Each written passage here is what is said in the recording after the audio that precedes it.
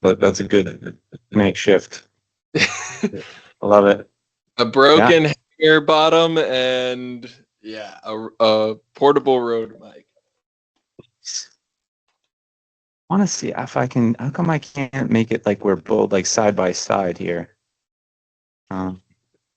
Let's see. View. If I do, see more. It's okay. Like you just see me in the little corner. You are The full screen. The full screen. I am Okay. a side screen. Oh, okay. All right. That's fine. It doesn't matter. Okay. Cool. Well, thanks for doing this. I appreciate it. Yeah. As I mentioned in the, I don't know, call it the meeting notice or the text or through the Instagram there, we can talk about whatever you want, but I first want to just say, like, congrats again on that race. It was for us, there was a group of us that it all started as just a couple guys moved away and we're like, hey, let's just go do a race together. And it just happened to be that one. So that was our first attempt at that style race, which for me, I talked about it with Pat Militich on my last one I did here, where we just didn't train for that race. Yeah. That's very specific. And then I think,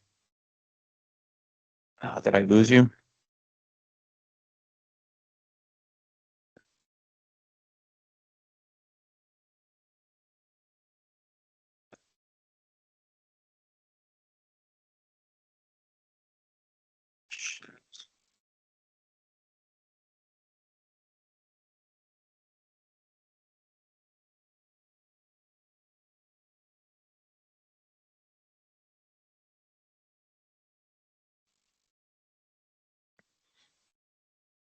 You back?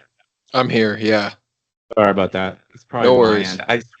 I swear to God, it was like, it never fails. About 20 minutes ago, my internet went down. So I'm on my hotspot. So that's probably what it is. Anyway, I'll edit this back together again, but I was just saying how we didn't train for that race. And I saw how you mentioned how the course in 24 versus 25 was a little different. And we definitely didn't that course, man. That course was relentless. Well, it's funny because it was like the slightest change in course.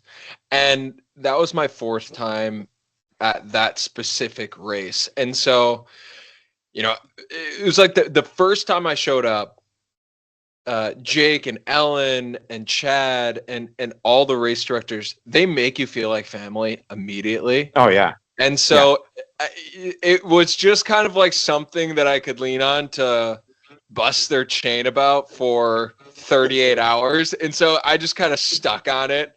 But it was really only the slightest change, but it actually did make a big difference because I don't know if you were familiar. So like that back end of the course where you come up that last hill and then you turn left. And then instead of just going straight, you kind of bend around those trees.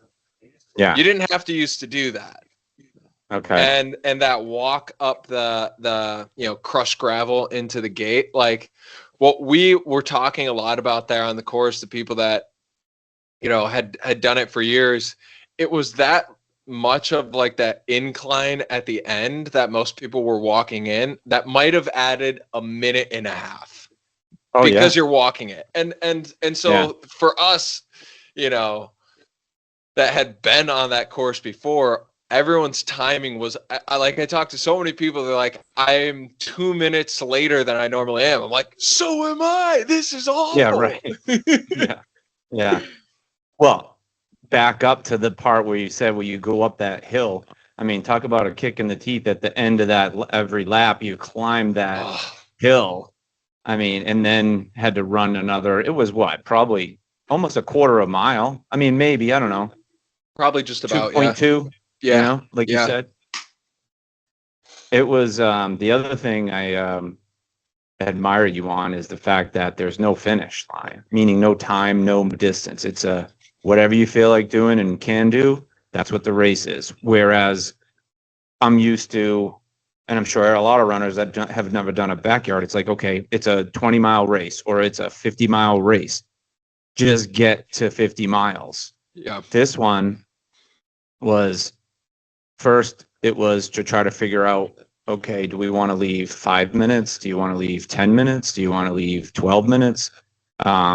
Getting that timing down. And I think took us about the third lap where everybody was like, okay, look, if you get to, you remember where you go past the football field and then it kind of loops back on like the grass and then you start going up a little bit. If you could make it to the woods part, taking a right, by 40 minutes, you were like, I'm going to make it to the next lap. Yes.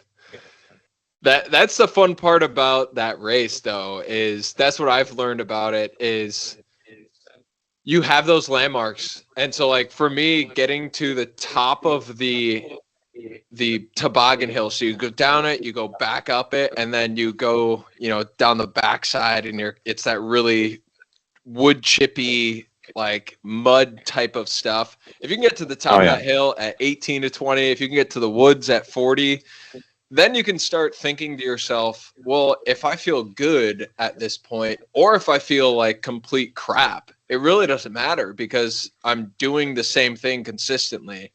And that to me, that race taught me specifically a lot about how my emotional state or my feelings or even my thoughts that I have about myself really don't matter as long as I'm taking the action required and needed in order to like finish the thing I set out to do. Yeah. I don't know if you found that out there as well. Well, the other thing that kind of is, it was totally mental, 100% mental. Physically, we could have went longer, all of us.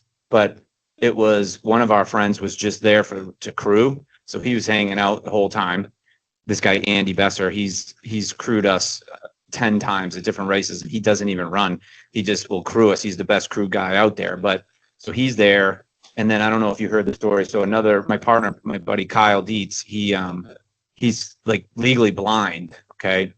And so running trails now is super hard for him.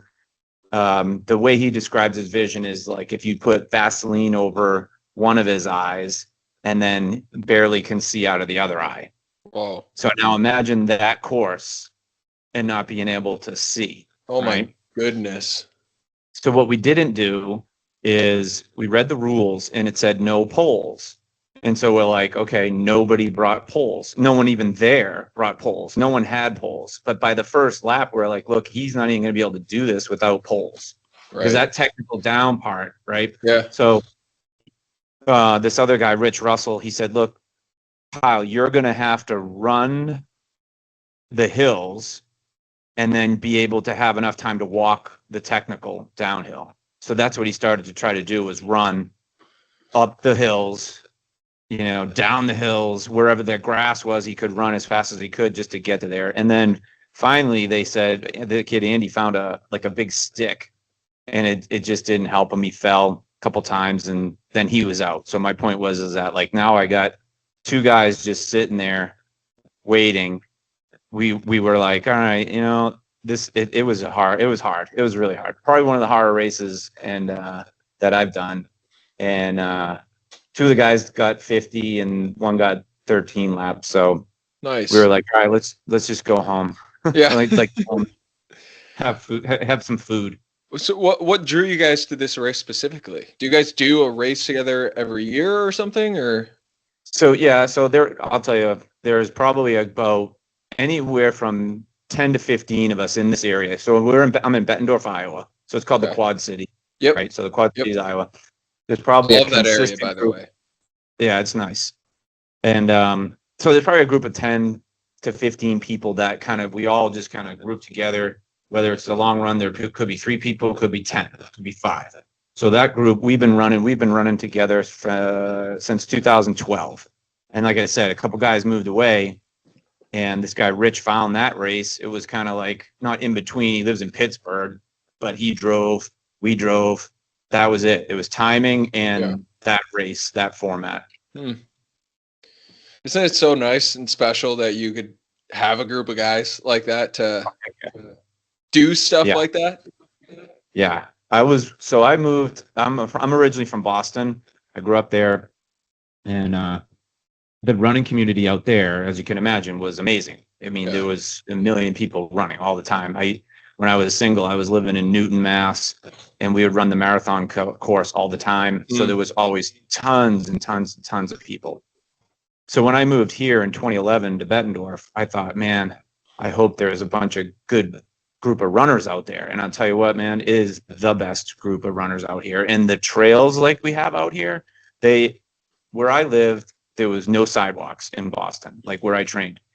So you're running on the street, and it was pretty dangerous. Out here, they have 10-foot sidewalks. They got probably 100 miles of 10-foot sidewalks and trails, and it's been great.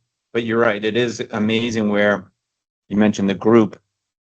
I think everyone that says they want to train alone and run alone is really missing out on that group benefit. I mean, there's so many benefits to the group runs. You know, accountability. You got different speeds, different paces, but I think more the accountability. Yeah, I couldn't agree more. I had 3 buddies out there that were doing this race. One of our buddies, Kellen, who surprised us that he was doing the race the morning of the race. We didn't know he was going to do the race until we saw him at the Airbnb in the morning.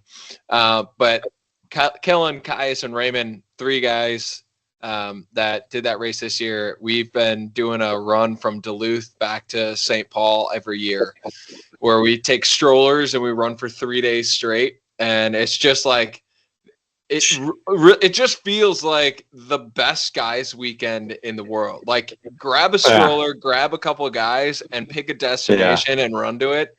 There's something special about being around people and being around people in like that long period of time where, you know, your guards are down, you're out there suffering a little bit, and you can be in that space together. There's something special about vulnerability. You're vulnerable, right? And that, it doesn't matter when you run with the group and when you're in that space, it doesn't matter about anything, like meaning politicals, like any ideology, and it doesn't matter. You're just out there running, enjoying, like in the moment of that run.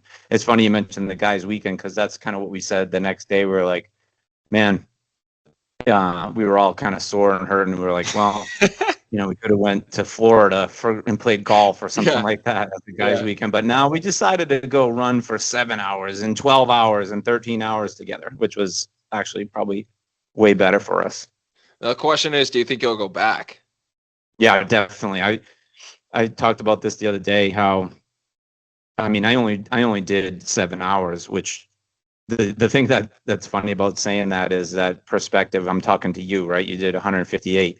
But if you talk to anyone else like that doesn't run, or even if they run, you know, marathons, like you ran for 7 hours and gained, it was like 5,000 feet of elevation gain on the trails.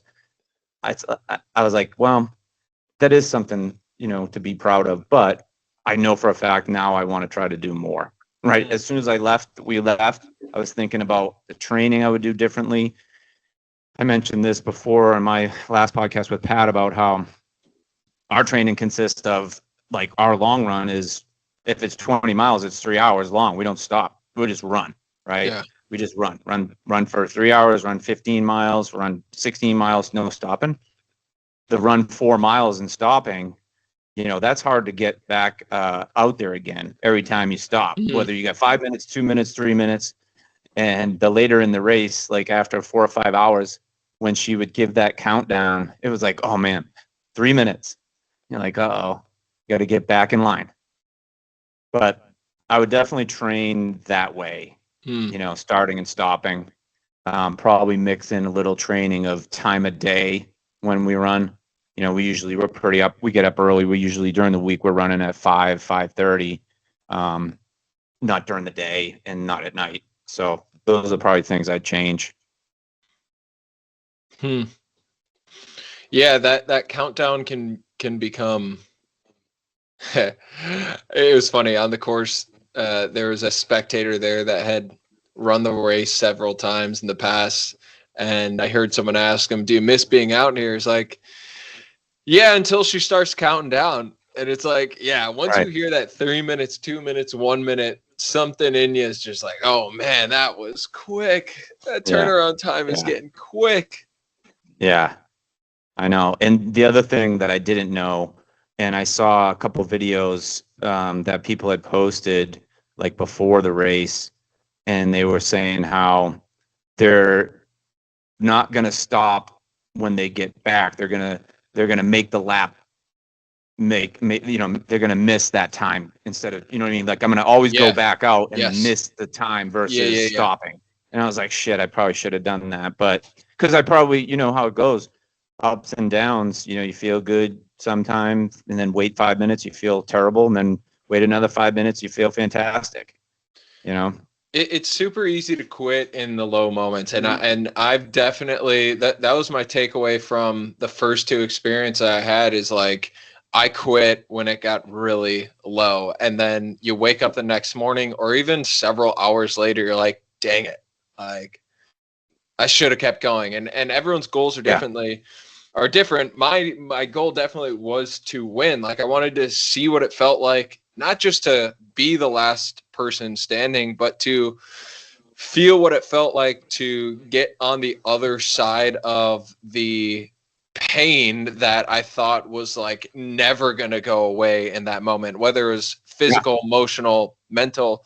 And I remember the first year that I won it last year, I had rounded a corner at the end coming up that big hill, and I had purposely run that loop slow in hopes that I wasn't going to make it in time, sort of like just like what you just said, because I was like, I'd rather not quit in the chair. I'd rather purposely not make the loop, and somehow that would justify it in some sense. But I got back with 3 minutes to spare, which was out of the norm for me. And I told my dad, I was like, I am quitting. I'm done. And he was just like, no, you're not. You're not doing that. And so I think, I don't know. It's when you're in those moments, it's easy to quit when you're low. And that's why I think, like you said, like for me, it is having my friends that are out there doing it as well. It's for me also having my fiance, Lucy, who's out there supporting. I would not be able to do it without her, and my dad and Lucy's mom. And like I think what you talked about, holding the people around you hold you accountable, it is, I think it gets lost when it gets said, because like we say it so much, like people, your friends hold you accountable, the people around you hold you accountable, but it's like without those people you can't go to places that you want to go to. Yeah. Yeah. No, I agree. I think that there's all these like cliches and sayings about like the greatest achievements in life are never accomplished alone, right? Yeah. Whether it's the support, like they're not there, they're not going to be able to run the race for you, right? No one's Right. coming out Right. there Right. to save you, but they're there, right? I think we met her. Was she wearing like a poncho? Yes. And then like when you come back, like as you're coming down that the slope where you go back into the woods, there was like two times where you could see everybody. Not Yep. the ski slope part, but the other one. The Like second we were one. just going there. Yeah, that's where we were kind of hanging out after I dropped, and I think she was there. And Yep. there's a guy that he probably chatted you up. I don't know if you met Austin, but Austin was like he had on like the black Solomon, black shirt, black hat. But he was this guy, man. He's like the loudest, most friendliest runner out there. He'll just talk to everybody, and he'll just say, "Hey, how's it going, man?" I All that. I don't know did. if you Yes, chatted I with him. did meet him. I did meet him. Yes. Yes. Was He's that yeah. guy. Yeah. Um, but yeah, I mean, Lucy, we are planning some other backyards this year. I'm looking at one in November, because I'm trying to qualify for the 2026 USA backyard team. And the way that it works is my rough understanding is that there's 6 silver ticket races that if you win those, you're automatically in. And then there's, I think, 6 at-large bids. And there's one in November in Texas. And, we're looking at it. We're looking at work. We're looking at, like, time off. And she's like, can't you just do it? Like, are you able to do it without me? And I'm like, Lucy, if you can't make it, then there's no reason for me to even show up. Like, that's how important she is to this. Yeah. And I think she's had that perspective. Something you mentioned is like, a lot of people think that it's me that's doing all the work because I'm the only one that can run the miles. And to a certain extent, there's truth to that. Like, nobody can run the miles for me. But without those people that are in your corner that are quite literally getting you out the door when you don't want to, or inserting a different voice in your head that are going to tell you to keep going when you don't want to, it's like, it's not possible. You can't do it on your own. Yeah. No, I agree. I saw that you also, I think, and maybe on Instagram, there was one up near Green Bay. And I don't remember what the name of that one was. Wait, I wrote it down. There was one up near Green Bay. The last person standing, and it was like the Ode to Laz. I think maybe no, not well, that one's in anyway. Michigan. Okay, there was one that was in right outside of Green Bay, just south. Maybe that was when I was looking up on Ultra Sign Up. That was coming up. I think it was September or October. That's okay. But let me ask you. I have another question for you. Oh, the last dot standing. Yeah, that one. Yes. Is that? Yeah. Are you doing that one? That one's just outside of Madison. Okay. And it's I am doing that. I signed up for that about a week ago. Okay. So there was a guy that we were with, Chris Brooks. He ran that one twice. Did he have the 10 junk miles on? The 10 junk miles hat on? It's a backwards 10 junk miles hat. The race that puts on is 10 junk miles is the last dot standing. Okay. Yeah, I don't know if he had that hat on, but he did 8 hours, and he only did 8 because I did 7, and he just wanted to do one more than me. Gotta love it. And I mean, here's the thing, though. I'm 56 years old. He's 53 years old, right? So that's the other part about, like, you're what, 28? 28, yeah. Yeah. I mean, not that matters. I don't feel like my age matters because I didn't even start running ultras till I was like 45.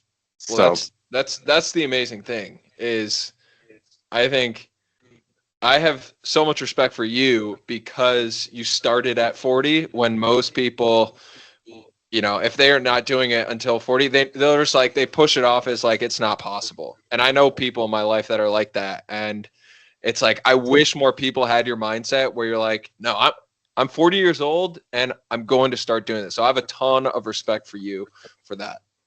Yeah, thank you. I appreciate that. And I'm not trying to brag, but here I was listening to the podcast with Rogan had on Cameron Haynes. Yeah. Cameron Haynes. And they were talking about, doing hard stuff. They were talking about Goggins, and they were saying how, like, oh my God, like, and Cam's 57, right? I'm going to be 57 in like less than 3 weeks, and how amazing it is. And then but kind of like I was saying earlier, when you go, oh, I only ran for 7 hours when I'm talking to you, but to other people, that's insanity. Yeah. It's insane. Right. So like the other part that I was going to mention here was, like I said, not bragging, but I trained for a 100-mile race in 2015, full-time job, working 40 hours or plus a week, traveling for work, a family, and still got the miles in to do a 100-mile race at 48. That's amazing. Right? So what do you think that does to you? Like, what would be your pitch to someone who's 40 or 48 who's not doing that? Why should they do that? Because to me, if I'm 40 years old and I haven't spent my life doing that, that just sounds hard. That sounds like something I just don't have time for. But you have the family, you have the job, you're traveling for the job, you have all the excuses that people would make, but you're choosing to do it anyway. And so, like, what's different about you, and why should somebody do it that's not doing it? Great question. I'd say that I was never even a runner. I played football in college, and I didn't start running until like 1999. And I did it through Team in Training, Leukemia and Lymphoma Society. I did it, raising money and all that, which was the reason I started. But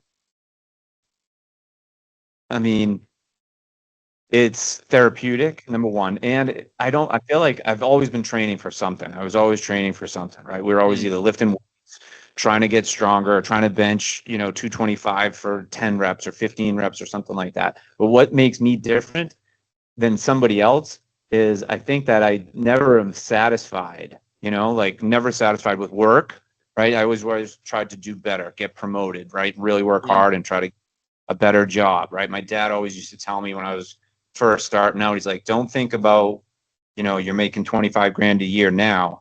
Think about what you're going to do in 3 years or 5 years.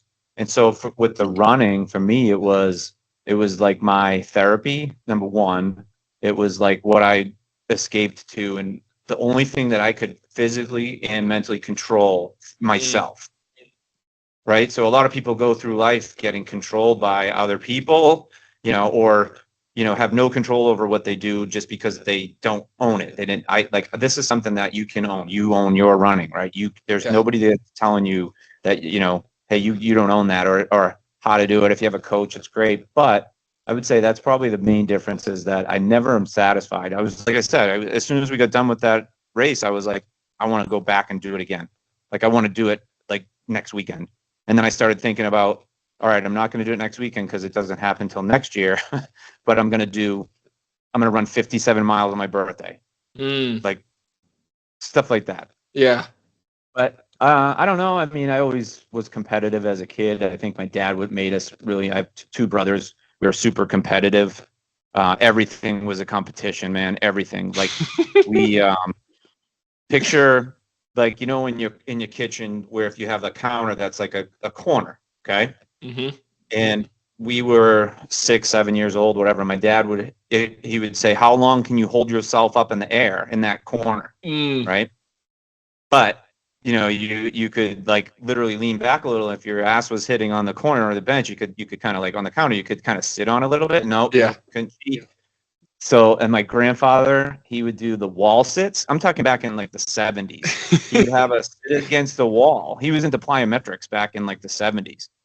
And I remember it was a competition. He'd line us up, lean against the wall, last man standing against the wall. You won. So I think it has a lot to do with how growing up, we were always super competitive. And where do you rank in the siblings? Are you on the younger side? I'm in the middle. Okay. In the middle. So I have a 13-month-old brother, Mike, and a 6-year-old younger brother, Matt. He was like kind of the last chance for a girl. And it didn't happen. But I got a question for you. Yeah, shoot. So back-to-back champion in this race. You've done it. Was that your fourth time? That was my fourth. That was my fourth attempt at the Wausau race. That was my fifth official last person standing race. Okay, so just this one we're talking about now, the one you just won. So a long time, like when we were training back in 2012, we had met a couple guys here that were training for the Leadville Trail 100 in 2012, and we were training with those guys for a year. And I thought, man, there's no way I'd be able to do that. Just knowing what these guys are doing for training. But my question to this guy, his name is John Byrne. He's the one that kind of got me into ultras. I asked him, I said, this is I think it was his third time doing it in 2012. And I said, do you find it like better, easier knowing the course ahead of time or not knowing? Because think about it. You did it and you won it last year. So you knew the form, you knew all about it, and you knew maybe the course was slightly different, but you knew exactly what you had to do, what was going to happen, when you knew the timing and all that. So would you rather know or not know? And then just give me your opinion on that. For backyard specific, I would. Yeah. I think knowing the course is helpful, and I enjoy knowing the course going into that race.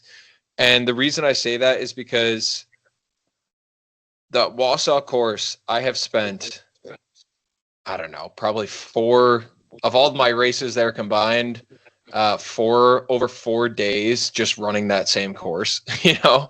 Um, and so like going back to it, I know every step of that course. I know what it feels like to be there at 2 a.m. I know what it feels like to be there at 6 a.m. and it's pouring rain. I know what it feels like to be there at noon when it's 85 degrees.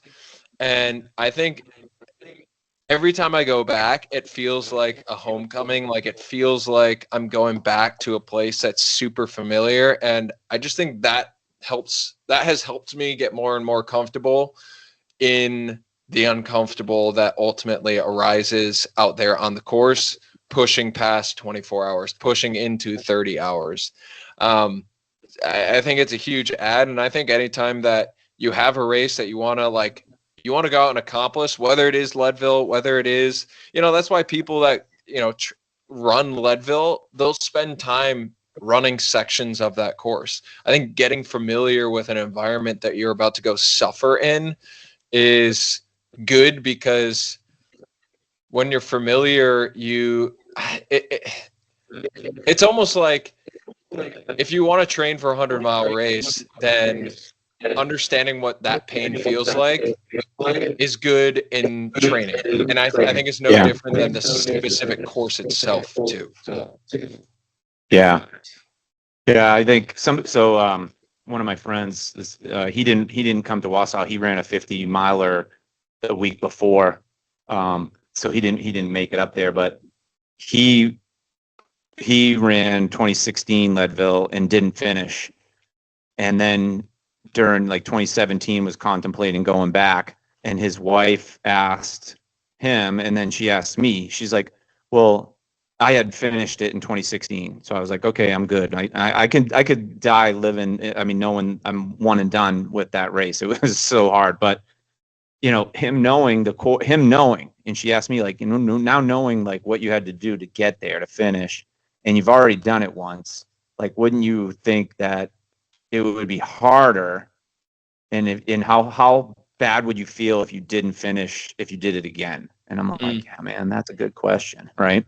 But this guy, Kurt, he just got back on the horse and he went back out there and he did it and finished in 2018, which was just amazing because he knew, he made it to 50 and he got hurt. So he had his knee was screwed up. He couldn't go downhill. So he was done. He missed cutoff.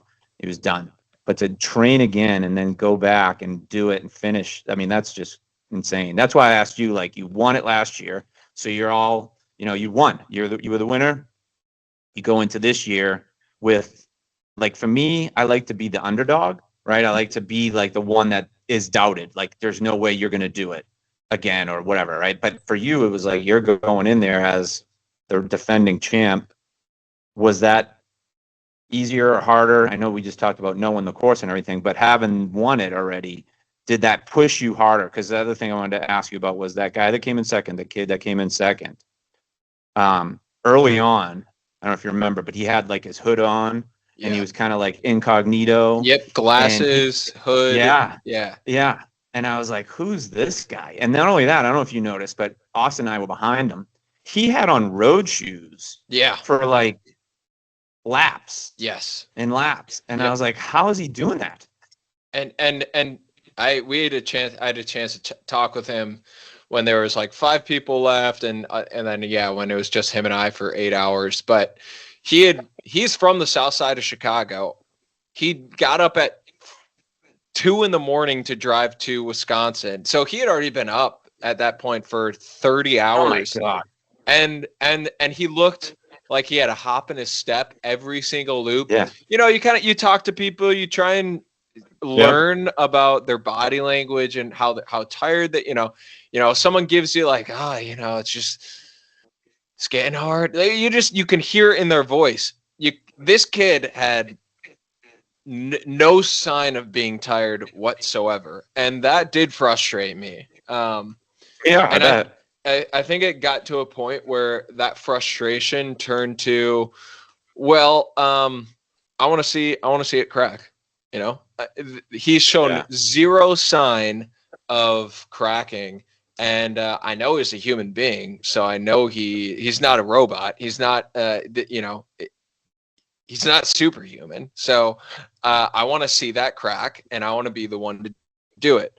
And I think to answer your initial question very directly is like walking in there. I think like I didn't go in there with a bravado or like a sense that I was coming back as like the champion trying to, I think part of me, I wanted to win again, but I just loved that race. And it was something that I wanted to go back and see if I could prove to myself that I could do it again. Not that it was some fluke. I went on a year where the competition wasn't as great. I didn't want any excuses.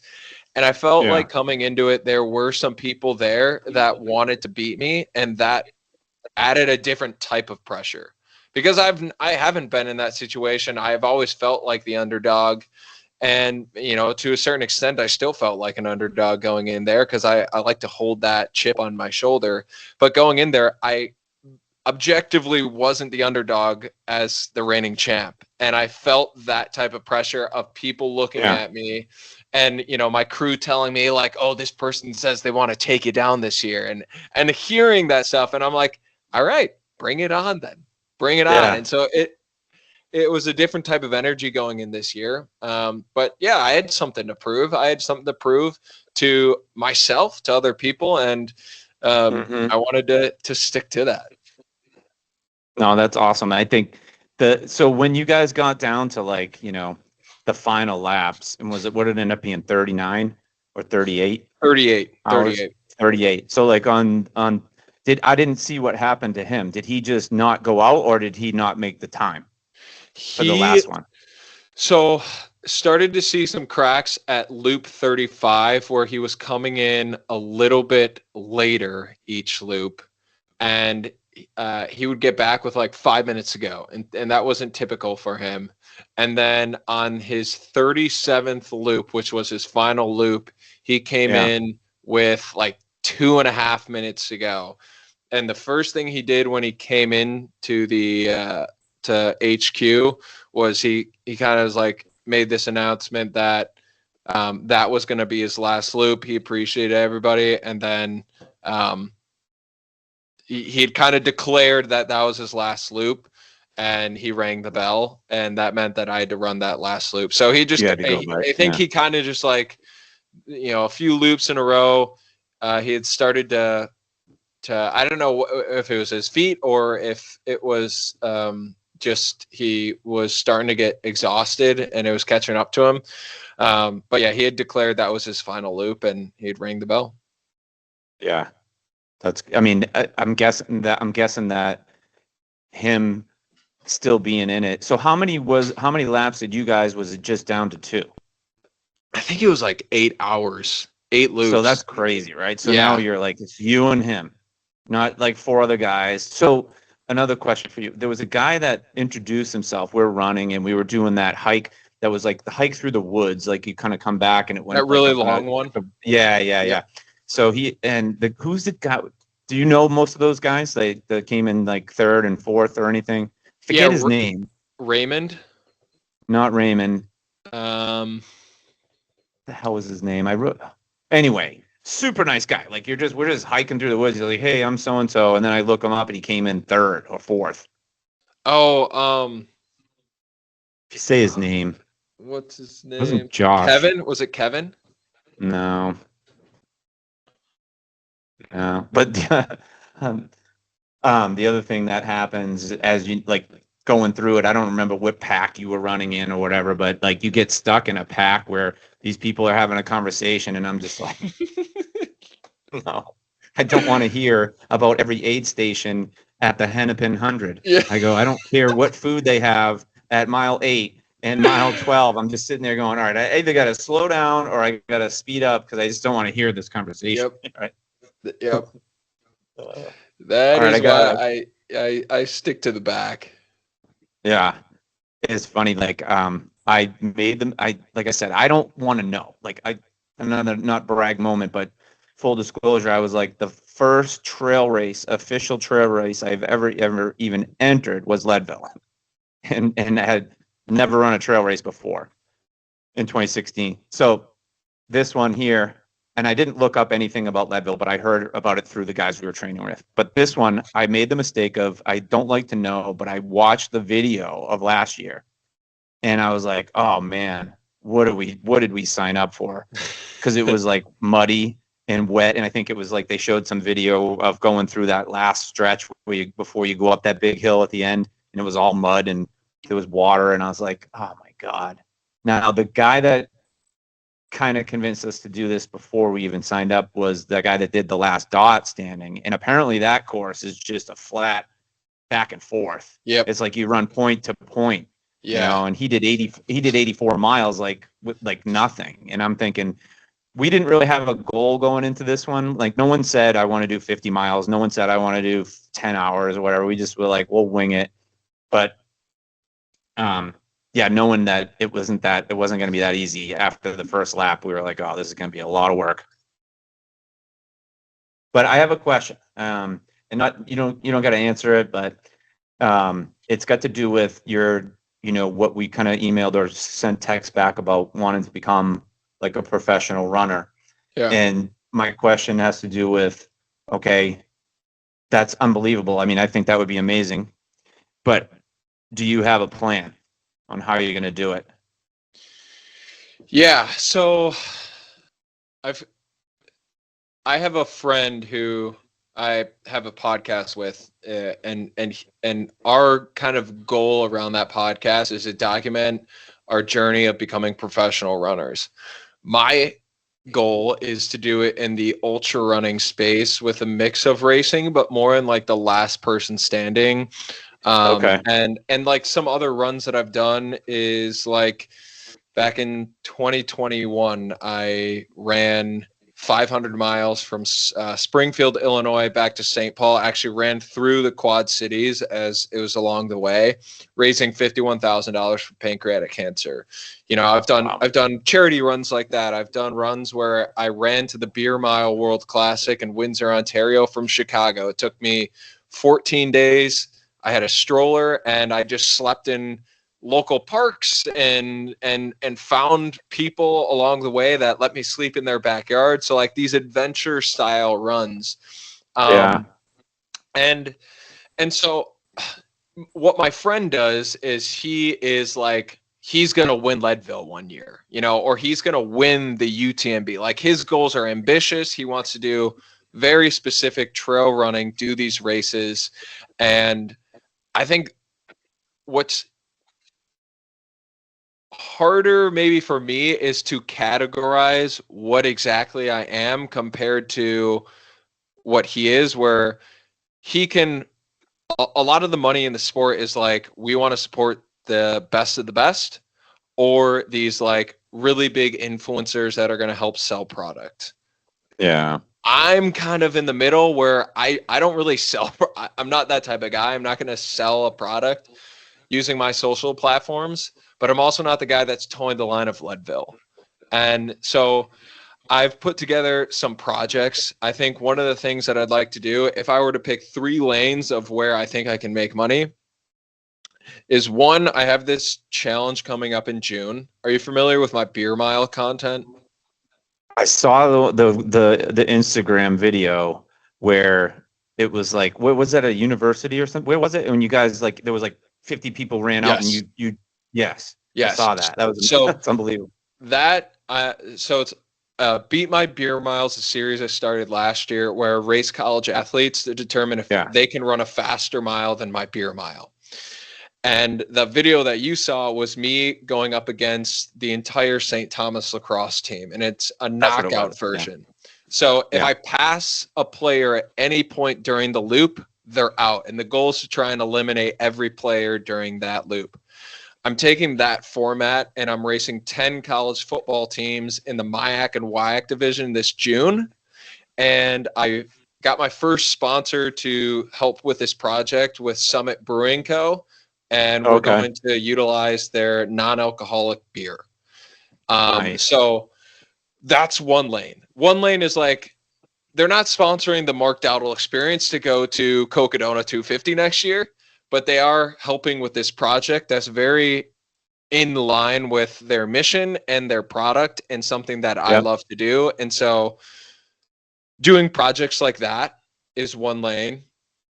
Another lane is, I think, not that I would ever need to, but I had two opportunities so that one lacrosse team that I was racing, that's the St. Thomas, is where I went to play football and lacrosse, and going back and speaking to the college lacrosse team before they went out to school and a local high school.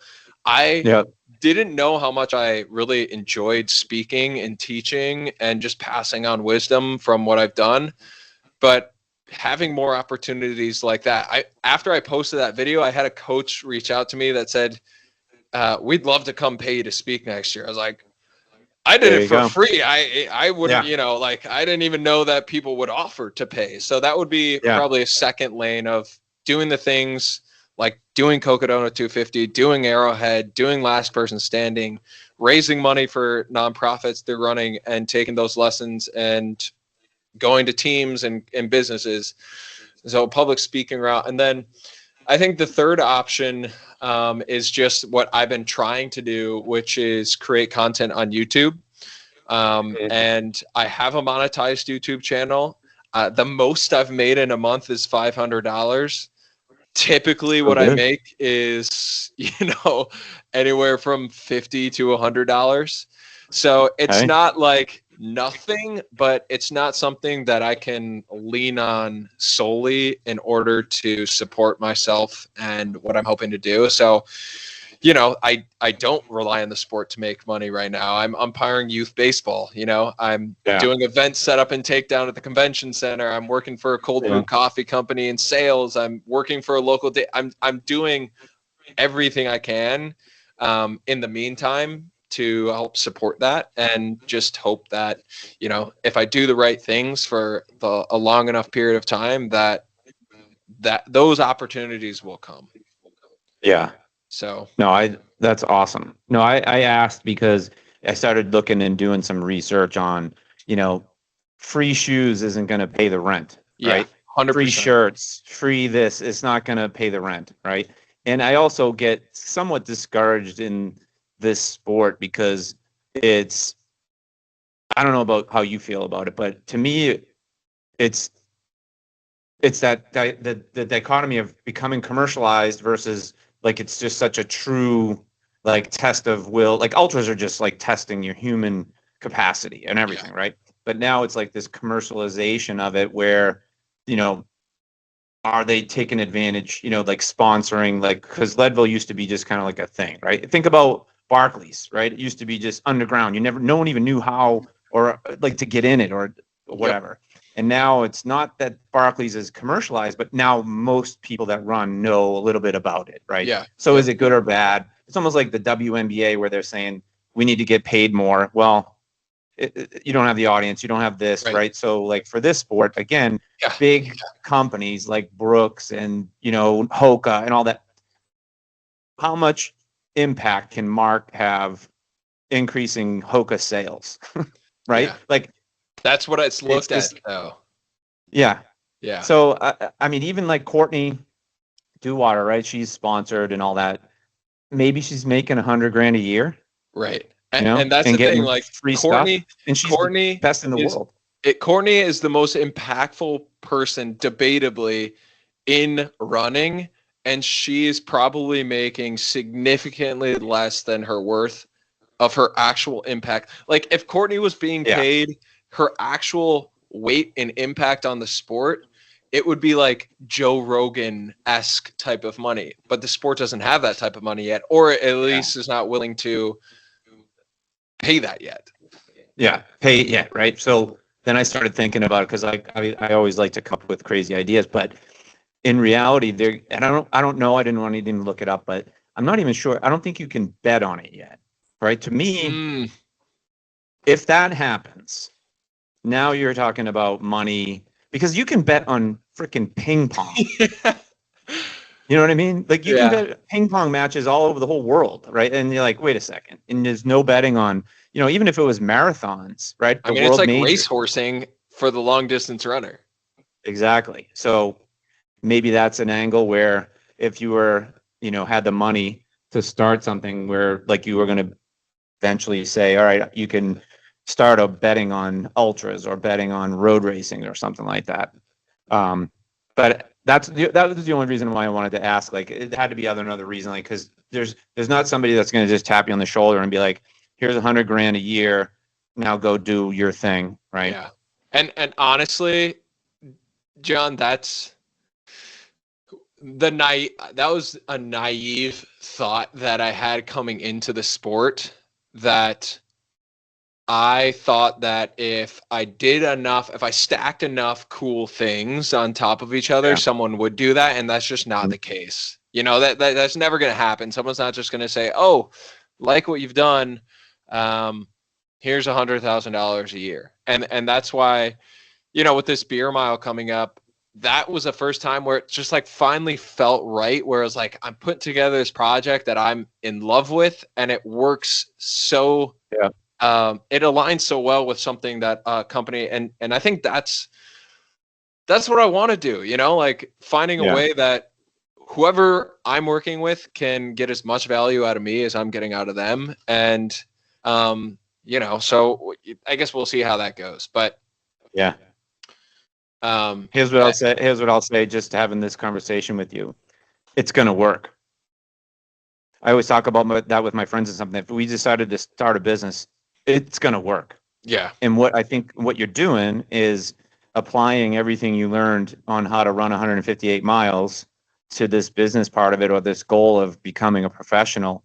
And I feel like there are people that will give up. That's the thing I hear about YouTube and I hear about podcasts, is they fail because the people give up. They like someone starts one every week and then they give up after 3 episodes, because they're just like, they're done. But I feel like what you're doing on the courses and the plans, this is going to work out for you because you won't quit. You won't stop doing it. You'll find a way to make it work. Yeah. I think that's awesome. Yeah. I mean, it was really cool. Like I think it was really cool that you responded. I really appreciate you doing this for me. I'm trying to start this myself. It's already gone sideways a couple times, but having a couple of, like Pat Militich, a friend of mine, he said he would do my thing with me, and we did that. I don't know if you had a chance to watch it or listen to it, but it was really cool. It was a really cool thing to do, and I got a couple more of these lined up, and I'm just going to keep doing it. I'm just going to keep trying and taking chances on this. Yeah, I encourage you to keep going because, like you just told me, it's going to work because you're not going to quit, and you're going to keep finding a way. And all of those things that we talked about, it's like when it hits the fan, you're just going to find a way to overcome it. Find a way to overcome that obstacle. Yeah, and it starts right going back full circle to the beginning. You found a way to make that microphone work, right? If you're in a race and something goes wrong, you got to figure it out, right? Yeah, 100%. Figure it out.